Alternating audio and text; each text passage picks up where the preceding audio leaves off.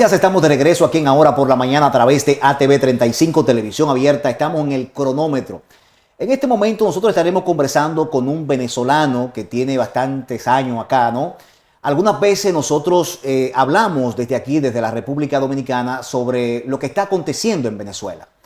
Pero hay que ver qué piensan los venezolanos, cómo está la situación en Venezuela, pero sobre todo estaremos conversando con Orlando Magiagli sobre cómo llegó a la República Dominicana y qué lo hizo venir a la República Dominicana desde hace más de 15 años. Así que, buenos días, Orlando, ¿cómo te sientes? ¿Cómo estás? Buenos días, gracias por la invitación. Orlando, me contaba fuera del aire que tienes prácticamente 20 años viviendo acá en la República Dominicana. El 13 de diciembre cumplo 20 años acá. ¿Por qué tanto tiempo acá? O sea, ¿qué te hizo venir a la República Dominicana? No tuve alternativa, yo tuve que salir de Venezuela para resguardar mi vida. Fui perseguido político, tengo varias acusaciones pendientes por el régimen venezolano, 2 intentos de magnicidio, traición a la patria, incitación a la rebelión civil, incitación a la rebelión militar y una cantidad de investigaciones abiertas que fue la purga que hizo el régimen venezolano de lo que era la auténtica oposición, las personas que ciertamente nos oponíamos a lo que venía y a lo que estaba ocurriendo en el país en ese momento. En ese tiempo gobernaba Hugo Chávez, me imagino, ¿no? Claro, desde el año 99.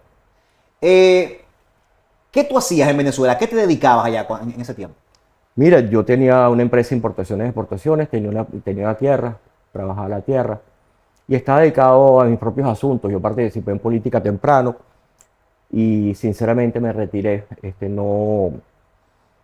El ambiente no era apropiado para cualquier persona que se precise ser decente, ¿no?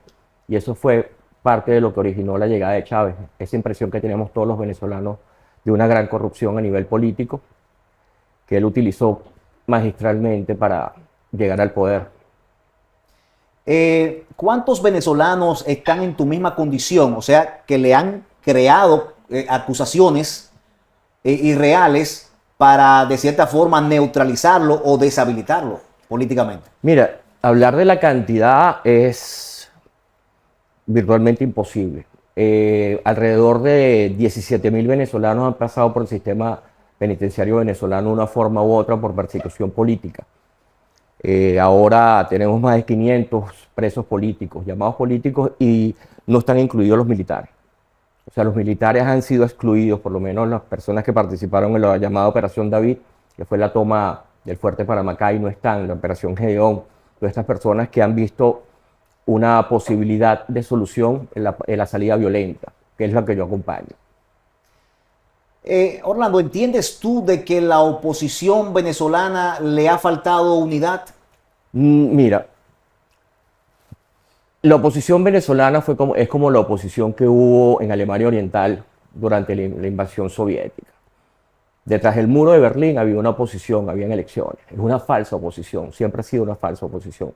Cuando tú te pones a analizar estos partidos que están o que estuvieron hasta hace muy poco en la palestra, todos son fundados del 2000 para acá. Los partidos tradicionales fueron tomados, intervenidos, o están en manos de personas que han hecho de ellos una franquicia política para el lucro. Entonces lo que hemos visto es un sistema de una moneda con 2 caras, pero sigue siendo una moneda. En Venezuela no hay auténtica oposición y la auténtica oposición ha sido perseguida hasta la extinción, el silencio, la autocensura o el encarcelamiento. ¿Es María Corina Machado víctima de esta situación actualmente, donde liderea la oposición, pero no fue la candidata presidencial, producto de que fue neutralizada? Mira, la ingeniero Machado, yo tengo una dualidad muy importante con ella. Si bien es cierto que se vio haciendo un recorrido maravilloso, ¿entiendes? Que se puso un gran esfuerzo, ella misma sabe y ha tenido pruebas de que en Venezuela no se elige. En Venezuela el sistema es para poner y quitar ganadores y perdedores. Siendo ella en un momento presidente de Súmate, que fue una organización sin fines de lucro que se ocupó de verificar las elecciones por parte de la oposición, ella obtuvo pruebas importantes que se le presentó al equipo de Capriles, a Capriles en persona. Capriles negó esas pruebas y el equipo de María Corina regresó donde ella, diciéndole nosotros tenemos que denunciar esto, y ella pidió se hiciera silencio. Ella durante mucho tiempo hizo exposiciones tanto en Venezuela como en el extranjero, diciendo que no hay opción electoral. Y de repente vemos que ella se postula como congresista y resulta electa. Entonces uno dice, ¿cuál es la dualidad que nosotros estamos viendo en todo esto? Si el régimen es quien escoge ¿Por qué ella resulta electa? Porque ella puede decir lo que le dé la gana mientras un joven en una plaza, solamente por cantar el himno nacional, es detenido y torturado. Entonces, hay una cantidad de dualidad en lo que está ocurriendo y la realidad se ha presentado ahora más que nunca. ¿Qué significa hasta el final? Que iban a ganar unas elecciones. Mira, yo tengo 20 años opuesto a las elecciones. Yo participé en la primera elección de Venezuela, que fue una transición, que fue Arias Cárdenas, compañero de golpe de Estado de Chávez. Yo vi cómo esa elección se entregó. Y a partir de ese momento Chávez nunca ganó una elección, ni ninguno de ellos ha ganado una elección. Hoy en día tú pones una figura inanimada en un proceso electoral transparente y gana la figura inanimada del régimen.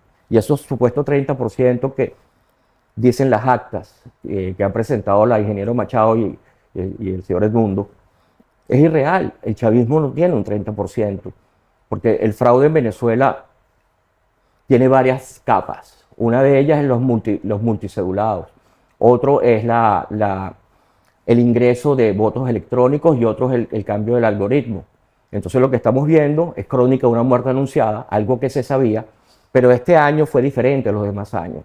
Este año, si en otro tiempo vimos entusiasmo, esta vez vi felicidad y eso ha sido verdaderamente doloroso, porque la gente de alguna manera confió, creyó nuevamente en el liderazgo y se vio en este lunes pasado exitoso, triunfante, libres. La gente como que se proyectó a esa fecha y el golpe ha sido devastador.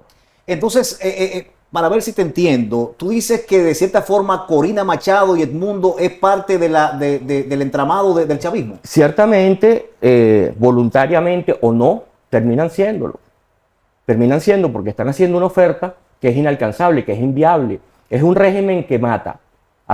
Es bueno que la gente preste atención a esto. Pienso que nadie ha abordado la situación venezolana, de lo que está pasando en Venezuela actualmente, de la forma que lo está abordando Orlando Magliagli, quien tiene prácticamente 20 años en la República Dominicana y que fue acusado de un sinnúmero de cosas allá en Venezuela por Chávez, porque Chávez gobernaba en ese momento. Entonces, me continúas diciendo respecto a la situación del juego que le hace la oposición, legitimándole un proceso a Maduro. Mira, en cada ocasión que el régimen ha estado en peligro, ha salido una mesa de negociación, ha salido un diálogo, Granado, Oslo, México. Siempre que hay una situación conflictiva donde de verdad el régimen se pueda sentir que tiene cualquier tipo de peligro, sale esta oposición a tender una mano amiga, a convocar a Estados Unidos, a participar estúpidamente, porque sinceramente la escuela que estamos viendo en Venezuela es la escuela cubana. Hay que recordar que incluso Cuba fue expulsado del sistema latinoamericano de naciones o iberoamericano de naciones en un momento y siguen ahí. Ellos saben perfectamente hasta dónde empujar y no hay ningún tipo de incentivo para que ellos abandonen el poder. No hay sanciones, hay recompensas sobre algunos de ellos, pero ¿qué de verdad necesitan? Si hace poco estalló un escándalo donde uno del clan, uno de las múltiples mafias que operan en Venezuela, parte del sistema, Tarek Al-Aissami, lo acusaron de robarse 30.000 millones de dólares aproximadamente. ¿De dónde se los robó? Si hay un embargo, si hay unas sanciones. Venezuela sigue exportando petróleo como lo sigue exportando Irán, que está exportando casi 4 millones de barriles diarios. Entonces es un sistema hipócrita donde los únicos afectados son la gente, el pueblo. Porque en Venezuela hay dos realidades económicas. ¿Entiendes? Cuando estuvo la política de Trump, se comenzaron a una persecución importante, se retuvieron fondos, se congelaron cuentas, y esta gente decidió mantener su dinero en Venezuela y se creó una burbuja económica. Entonces tú ves en Venezuela gente verdaderamente pasando hambre, gente que escasamente llega a fin de mes, padres que se acuestan toda la noche con una preocupación terrible, ¿qué pasa la mañana? ¿O qué pasa si algo me pasa? ¿Cómo cubro? Y tú ves Ferraris, Porsche, ves vehículos de altísima gama, restaurantes súper lujosos, y es producto de la reinversión del dinero robado dentro del sistema venezolano. Mira, lo cierto es que el domingo 28 de julio, hubo elecciones en Venezuela. El Consejo Nacional Electoral dio como ganador a Maduro. Corina Machado no reconoce esa decisión, ¿no? Y Estados Unidos incluso ha reconocido a Edmundo González como el ganador de las elecciones. ¿Qué entiendes tú que va a pasar? Esto le va a generar más crisis a los venezolanos, pero no al venezolano de dinero, como tú señalaste, sino al de a pie, al que no tiene nada. O sea, Mira, le va a complicar más la cosa a los venezolanos allá. Nada de lo que pase afuera va a tener impacto cierto, primero sobre el régimen venezolano. El ingeniero Machado y el equipo que acompañó al señor Edmundo tuvo que haber previsto qué pasa si A no resulta, cuál es el plan B. Y el plan B parecía apelar a organismos multilaterales, organismos internacionales como la OEA, la ONU, Consejo de Seguridad, quién sabe, Corte Penal, donde nunca en la historia han hecho algo por ningún país. Son organismos de letra muerta. Fíjate, el propio secretario Almagro. ¿Quién es Almagro? ¿De dónde viene el secretario Almagro? ¿Cuándo resulta electo Almagro? Almagro fue embajador en China de Tabaré Vázquez, uno de los primeros socialistas del Uruguay. Embajador en China. ¿Tú sabes? Una vez elogió a Hugo Chávez. Bueno, pero es que te estoy dando un precedente para entender lo que ha venido pasando. Tú sabes lo involucrado que tú tienes que estar con el comunismo para ser embajador en China. O sea, tú o yo no podríamos ser embajadores en China porque en nuestra mente no cabe lo que está ocurriendo allá. Después pasa a ser canciller de Pepe Mujica. Pepe Mujica es comunista, pero es un comunista inteligente. Él entendió que no podía perseguir a la industria privada, porque son los que le generan los ingresos para él repartir, hacer la distribución de pobreza.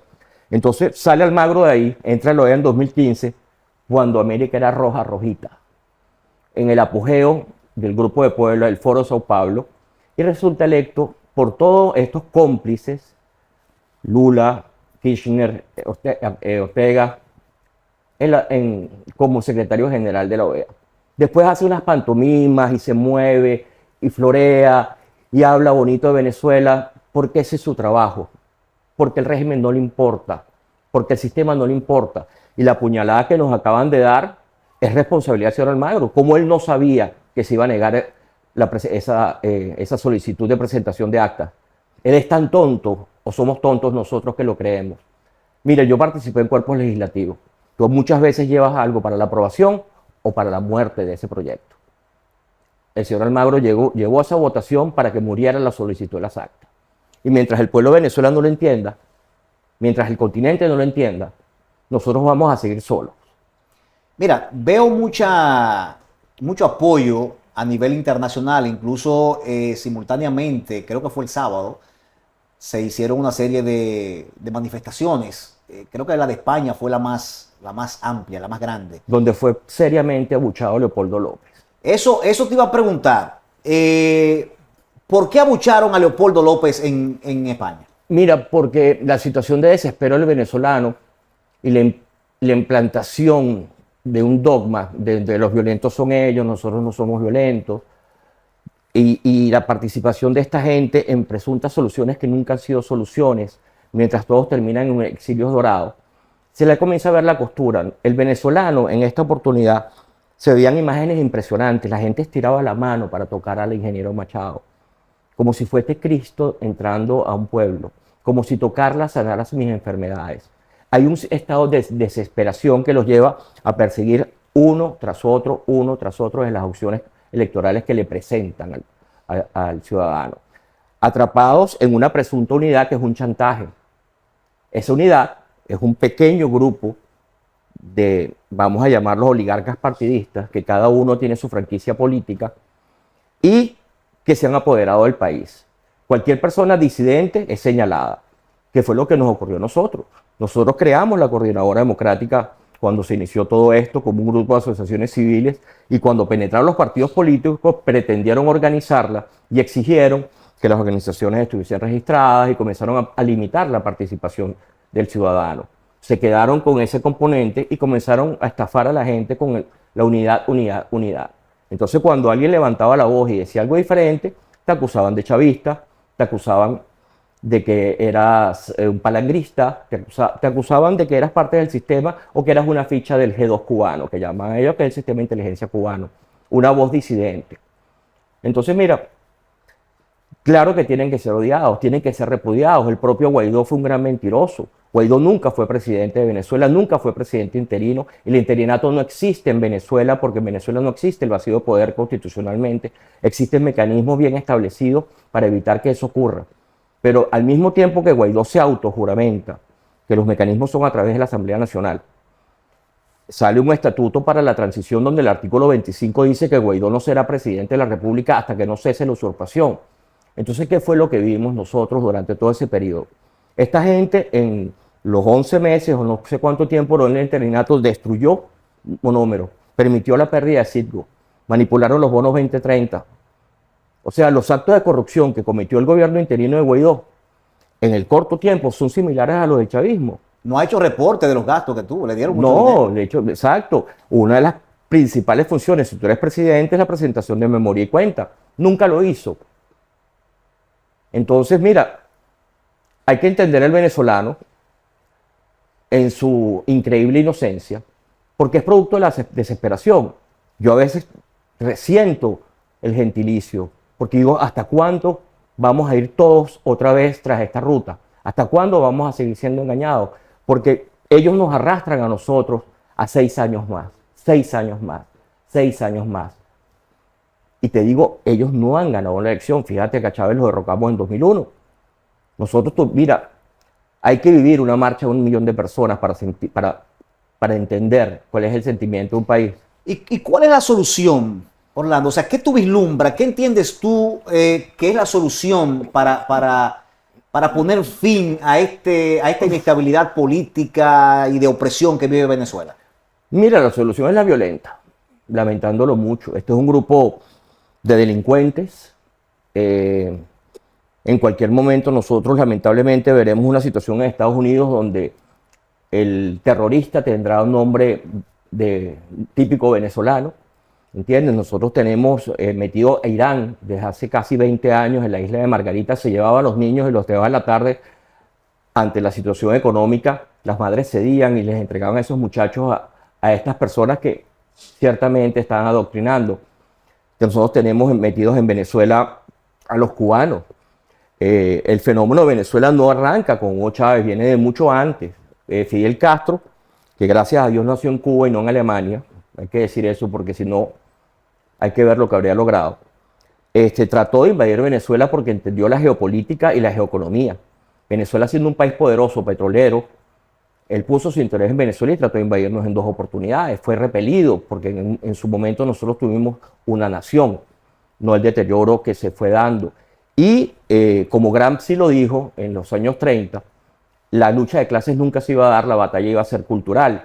Fue penetrando las instituciones. Ahorita nosotros no tenemos, dentro de las filosofías económicas, no tenemos nada de derecha, no tenemos nada del liberalismo, no tenemos nada del conservadurismo. Y la mayoría del sistema venezolano es socialista, porque el padre de la democracia venezolana era un comunista, que fue Rómulo Betancourt. Cuando llegamos al día de hoy, no tenemos fuerzas armadas, ellos destruyeron la estructura piramidal de las fuerzas armadas, lo que estamos viendo es un regazo, y la salida la tuvo la señora Machado en sus manos, porque contaba con 7 millones de votos, que se sepa, más una cantidad de gente que quiere la salida del régimen, pero no estaba de acuerdo con votar. Hubo una abstención también importante. Yo con 7 millones o con 3 millones de personas, yo logro la ingobernabilidad. ¿Qué es la ingobernabilidad? Trancar absolutamente todo, no focalizar la lucha en puntos donde están piquetes de la Guardia Nacional, enfrentarnos nosotros con piedras a armas, sino parar el país totalmente. Yo no como, tú no comes. Mi niño no tiene leche, tu niño no tiene leche. Mi padre no tiene medicina, el tuyo tampoco. Y vamos a ver quién gana, qué se impone, la moral de la razón, la moral de la justicia, la moral de la búsqueda de la libertad, o un grupo de mercenarios mal pagados que están dentro de los cuarteles. ¿No crees tú que le faltó a la oposición por tratar de tener activos importantes en el rango militar? Que creo que ahí el militarismo se mantiene unificado. Mira, lamentablemente el sector militar ha sido decepcionante desde todo punto de vista, con algunas muy contadas excepciones. El militar venezolano ha sido cobarde, porque el policía institucional de un país son las Fuerzas Armadas, y ellos siempre se han mantenido como expectantes. Eso pasó el 11 de abril. El 11 de abril, inicialmente, no contaron con la caída del régimen. Se vieron con eso en la mano ante la reacción de la gente. ¿Y qué hicieron? Chávez regresó. Se nombró una junta donde se apropiaron trataron de robarse el momentum con varios grupos económicos. Se nombró a un Estado Mayor, principalmente la Armada, y la Armada no es una posición de fuerza dentro del conjunto militar. Entonces se han cometido errores voluntarios, involuntarios, y lo que no ha habido es amor por el país. Lo que no ha habido ciertamente es un liderazgo que asuma la responsabilidad de la muerte. Porque como lo dijo Jefferson, las democracias son árboles que deben ser regados regularmente con la sangre de tiranos y patriotas. Si tú vas a luchar con un sistema como este, tú tienes que estar dispuesto a liderar, a asumir la responsabilidad. ¿Qué pasa si no el plan A no se logra? ¿Cuál es el plan B? El día lunes, cuando espontáneamente comenzaron a salir las barriadas de Caracas, las barriadas que son sectores populosos en todo el país, el ingeniero Machado convoca a la gente a unas asociaciones de ciudadanos, a unas asambleas de ciudadanos. Eso es una bailoterapia 2.0, eso es una vía de escape, de bajar la presión de lo que venía en la calle. ¿Por qué? Porque hay cobardía, porque tienen temor. Entonces eso no es ser líder. Orlando, ya para finalizar, un expresidente nuestro fue a Venezuela como observador electoral de ese proceso y en unas declaraciones vi que dijo que es uno de los sistemas más confiables y seguros de la región, ese es el sistema electoral. ¿Qué tú opinas de esa opinión y del sistema electoral en sí en Venezuela? Mira, yo soy extranjero. Yo soy extranjero. No es mi posición opinar en referencia a la política interna de ustedes, pero como venezolano, en Venezuela solamente entraron las personas afectas al régimen, tarifadas por el régimen o que iban a declarar a favor del régimen. Pararon a Tuto Ortega, pararon a otros presidentes. En Panamá devolvieron delegaciones internacionales, devolvieron delegaciones de congresistas españoles y sin embargo a este expresidente le dieron acceso y emite esas floridas palabras del sistema electoral venezolano. ¿Tú alguna vez has ido a un casino? Sí, claro. El casino nunca pierde. Entonces esa es mi opinión de las máquinas. Bueno, agradezco enormemente a Orlando Magiagli, quien estuvo compartiendo con nosotros estos minutos aquí en el cronómetro. Pienso que aquí se han dicho cosas que no la han escuchado en otro lugar. O sea, muy atinada tu participación y de verdad espero que haya un resurgir para Venezuela, sin lugar a dudas. Lo va a ver. A todos nos conviene. Lo va a ver. Ahora que la tercera pata de la mesa no está, porque ya la ingeniero Machado es el rezago de lo que era la oposición venezolana, se darán circunstancias diferentes donde se puedan aprovechar oportunidades diferentes.